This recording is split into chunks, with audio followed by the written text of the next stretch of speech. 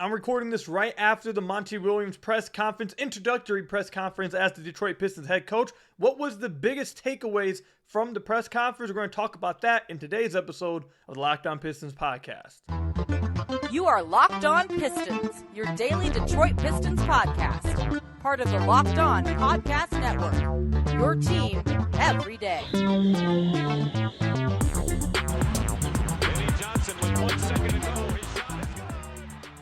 What's the deal? Welcome back to another episode of the Locked On Pistons podcast. Per usual, I'm your host, Kuka Hill. You can find me over on Twitter at Kuka Hill. I want to thank you guys for making Locked On Pistons your first listen of every single day. We are free and available on your podcast platforms. If you haven't already, head to the YouTube channel at Locked On Pistons. Hit that subscribe button or leave us a 5-star review on whatever podcast platform you're listening to this on. That's another great way to support the podcast. And today's episode is brought to you by FanDuel Sportsbook, official sportsbook of Locked On. Make every moment more. Visit FanDuel.com/LockedOn today to get started. Later on in the podcast, we'll talk about some other things. This entire podcast is going to be talking about the takeaways from Monty Williams' press conference. But later on, we'll dive into why did Monty choose Detroit after considering sitting out a year. And then we'll talk about maybe, was there some tension in the air during the press conference? We'll talk about that a little bit later too.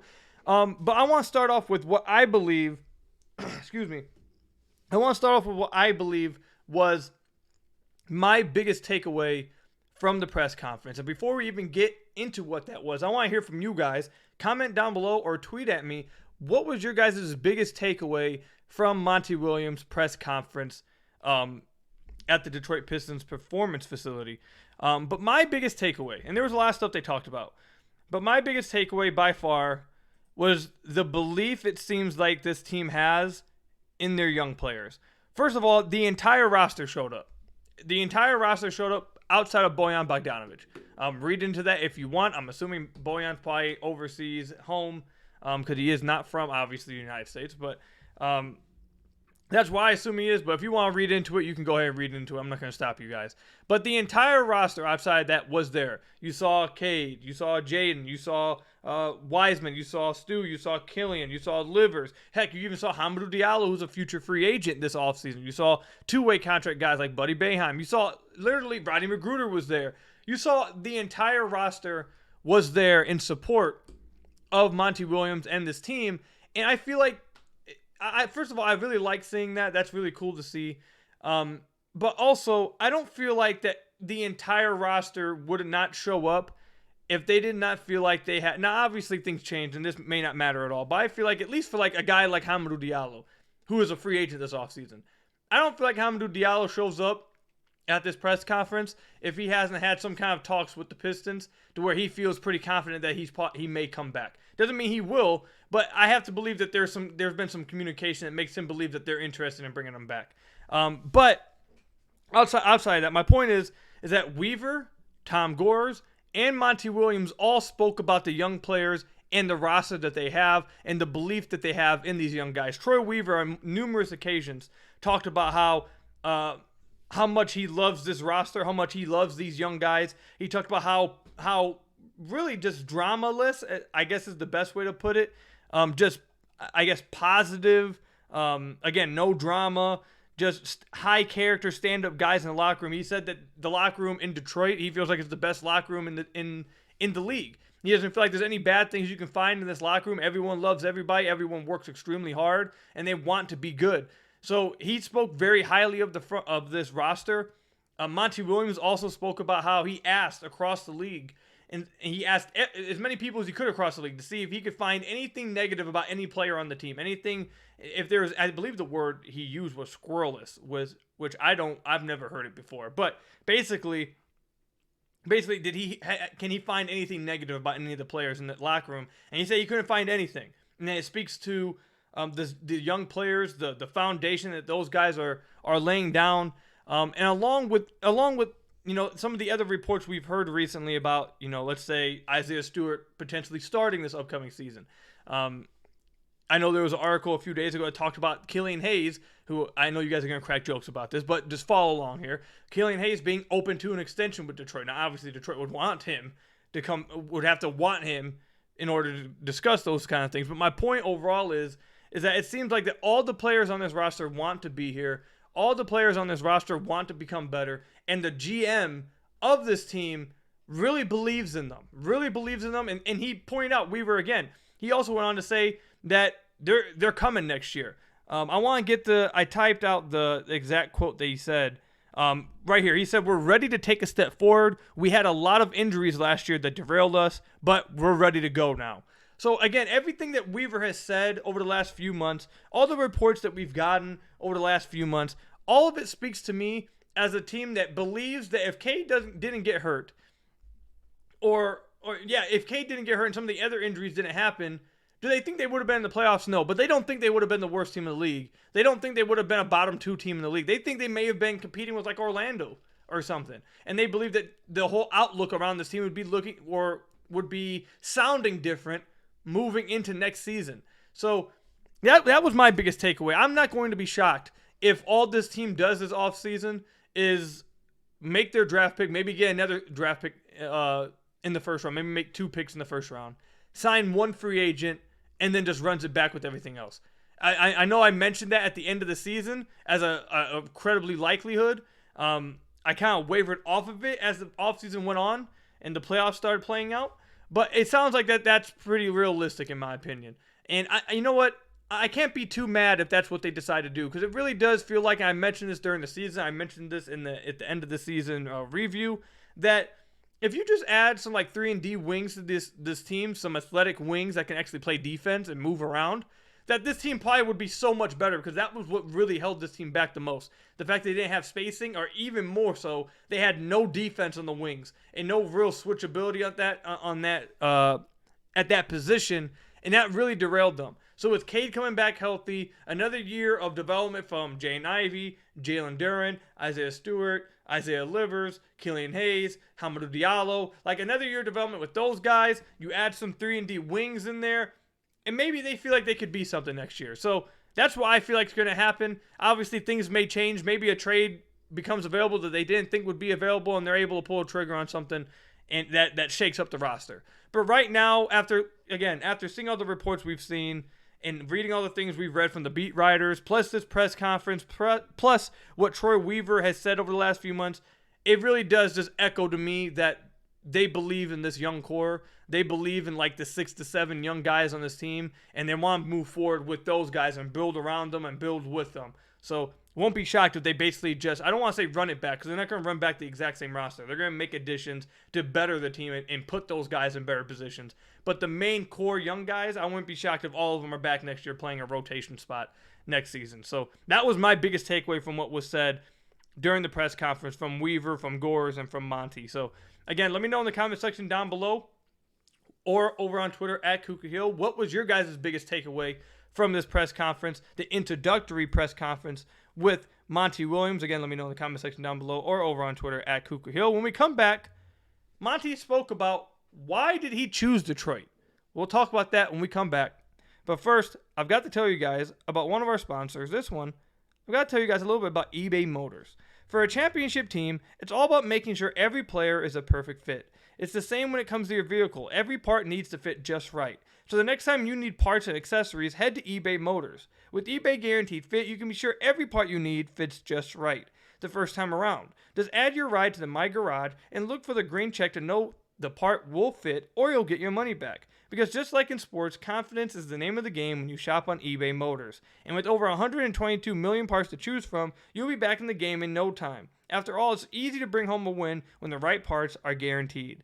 Get the right parts, the right fit, and the right prices on ebaymotors.com. Let's ride. eBay Guaranteed Fit, only available to U.S. customers. Eligible items only. Exclusions apply at ebaymotors.com.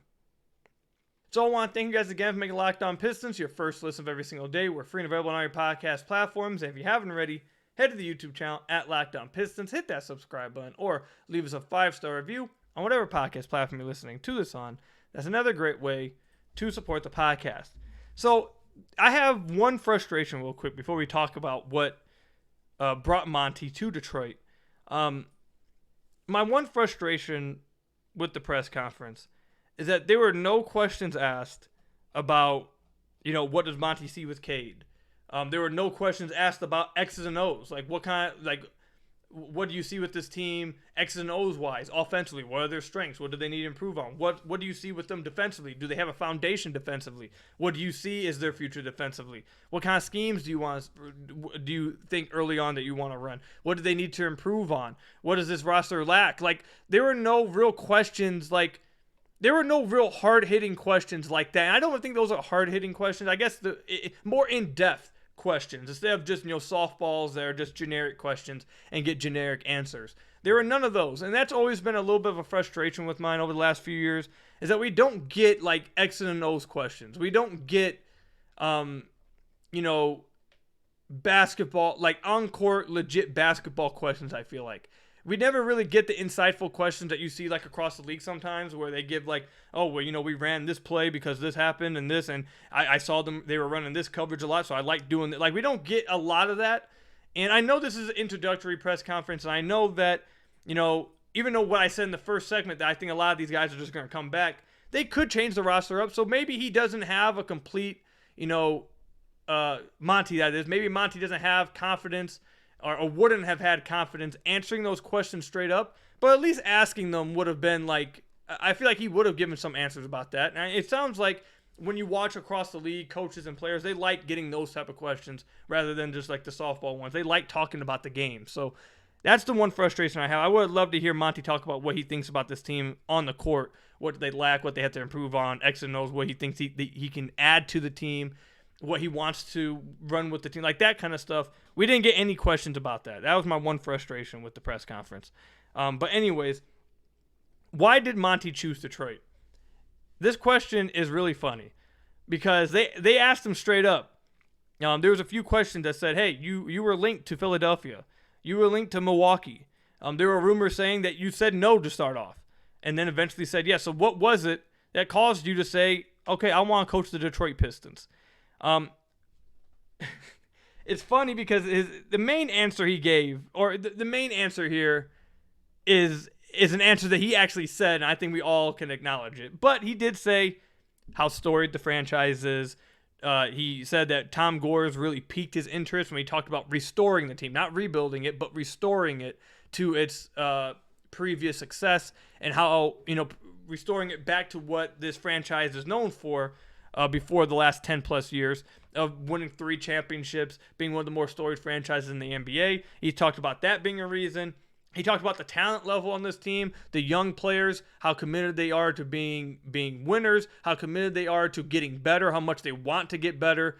I guess I sort of mentioned this in the first segment, but he talked about how before this presser, that all these guys that were at the press conference were practicing next door with some of his coaching staff, which he did speak about Stephen Silas a little later when we did see Jarrett Jack at the presser. I don't think we've gotten confirmation or reports saying that he's hired Jarrett Jack, but I have to assume if Jarrett Jack is there, and he mentioned that before the presser they were practicing next door with some of his coaching staff, that Jarrett Jack is going to be on his coaching staff. So I really like that. That was a name I told you guys, like I believe last week, that I wanted to see on his coaching staff. So I like hearing that. So the young, basically my point is that the young guys wanting to work and being hard workers, high character guys, and wanting to be better was another reason why he said he decided to join this team and be the coach of this team. But then he was very honest, and I actually appreciate this. I feel like some people just act like this doesn't matter, and he actually said that. He said some people try to act like this doesn't matter, and it just doesn't make any sense. So I appreciate him being very candid and being very honest about this. He said the money. Obviously, the money helped.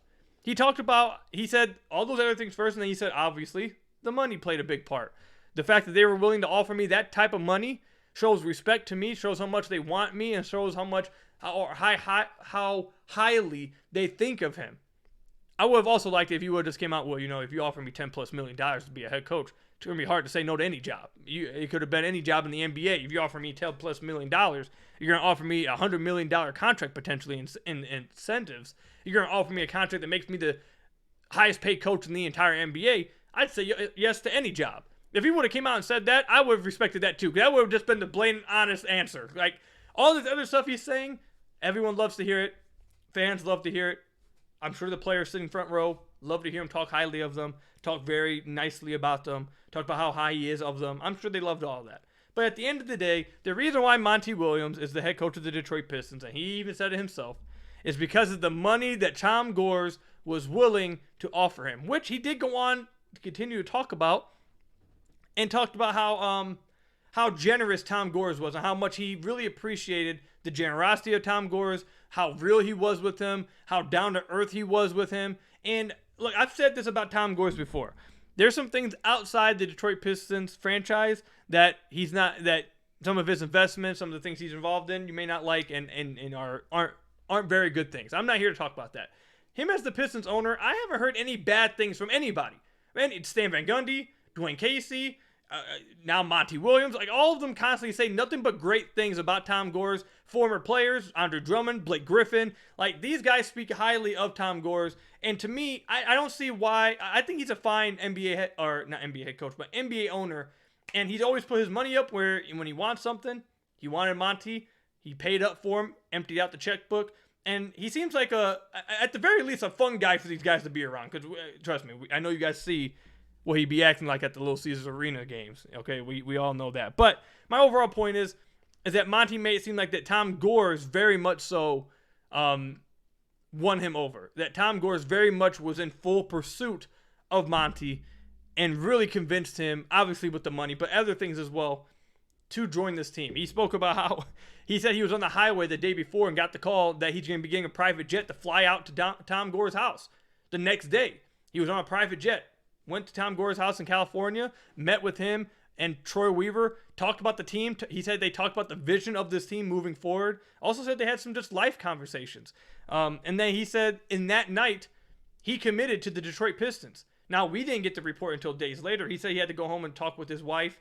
And he also mentioned some personal things that he found out about his wife during the playoffs, which caused him to consider staying away for a year. Him and his family found out his wife had breast cancer during the playoffs, which my prayers go out to his family. Wish nothing but the best for them. But he talked about how that's one of the main reasons why he felt like he was going to take a year away, because he had some things going on with his family. He didn't feel right committing to anything, and he wanted to take some time away. So he said that night at Tom Gores' house, he committed to the team as long as he went home, spoke with his wife, and his wife would be cool with it. And obviously his wife was cool with it. And for that amount of time, the Pistons knew that they had their coach. While we were all sitting there waiting to find out, it sounds like Tom Gores and Troy Weaver knew that they had their coach of the Detroit Pistons for the next 6, or at least the contract says next 6 years. So it was an interesting press conference, that's for sure. It was an interesting one. But Monty, I felt like, outside the first segment when I talk about how they feel about the young guys, the second takeaway I have from Monty is that he's a very honest guy. He was very honest about many things. He was very or forthcoming about a lot of things.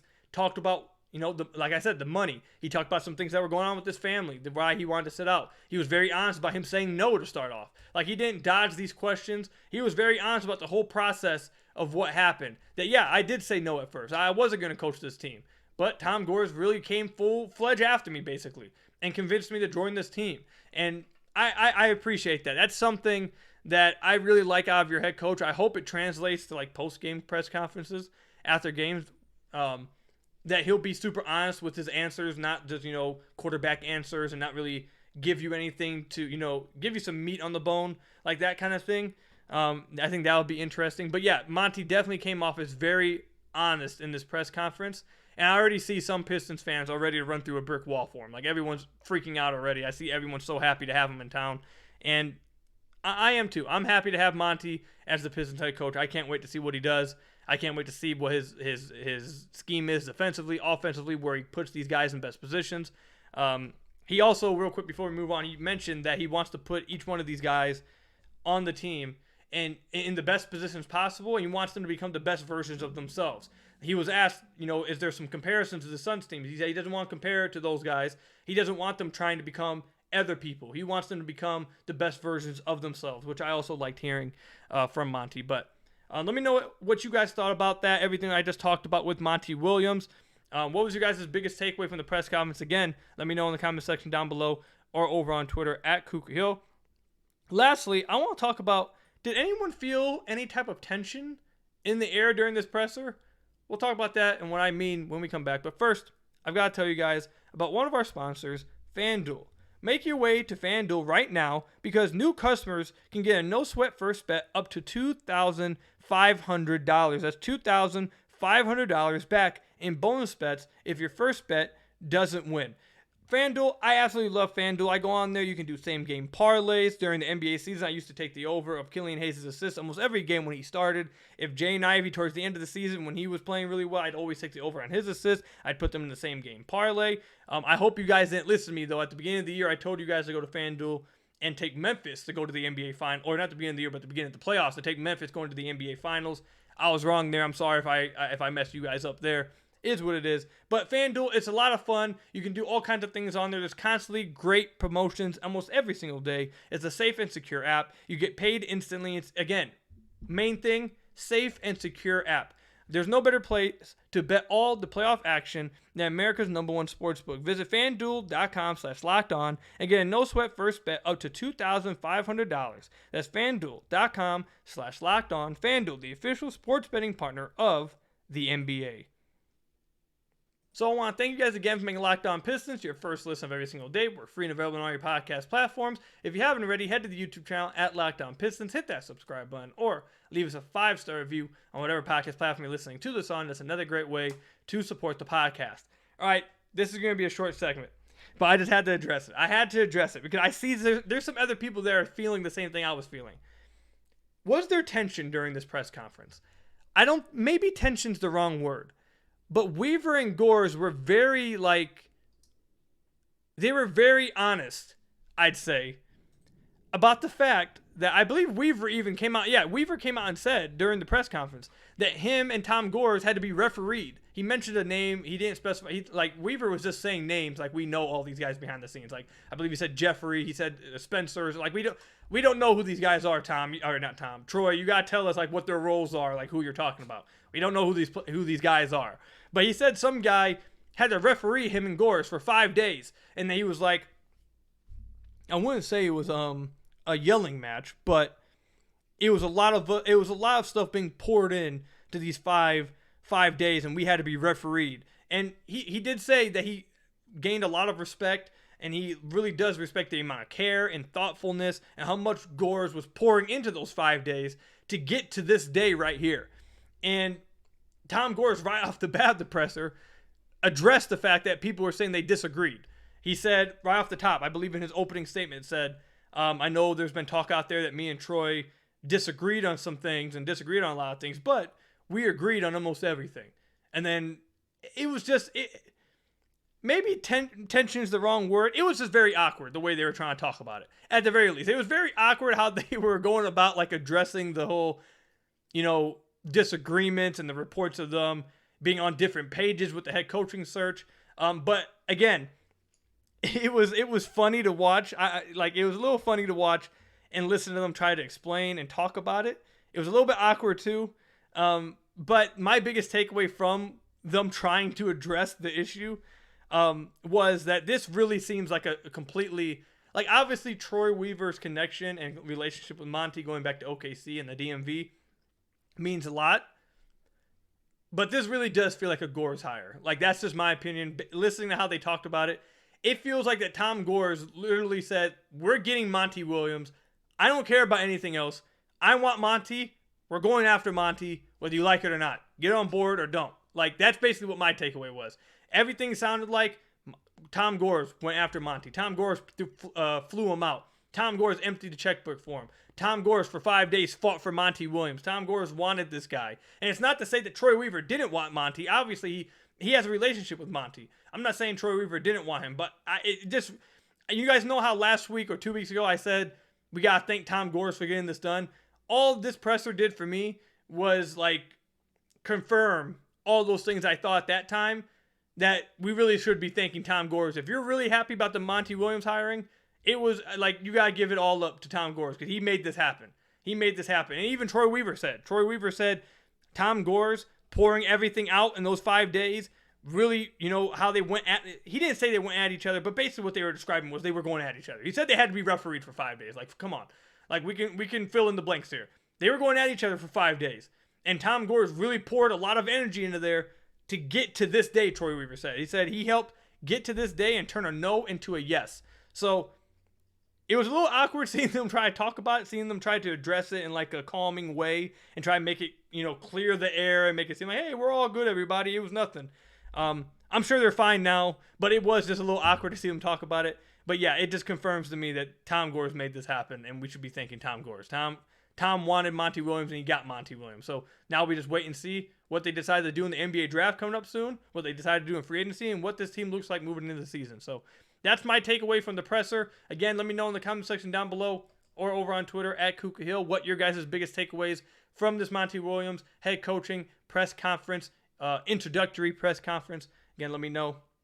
I really appreciate hearing what your guys' thoughts are on this. But that's all I've got for you guys today. Thank you guys for making Locked On Pistons your first listen of every single day. We're free and available on all your podcast platforms. If you haven't already, head to the YouTube channel at Locked On Pistons. Hit that subscribe button or leave us a 5-star review on whatever podcast platform you're listening to this on. And until next time, I'll see you guys later. Stay safe out there. I told you guys Denver Nuggets, we're going to win the championship. We're officially in the offseason. The draft's coming up soon. Can't wait. Till next time, I'll see you guys later. Peace out.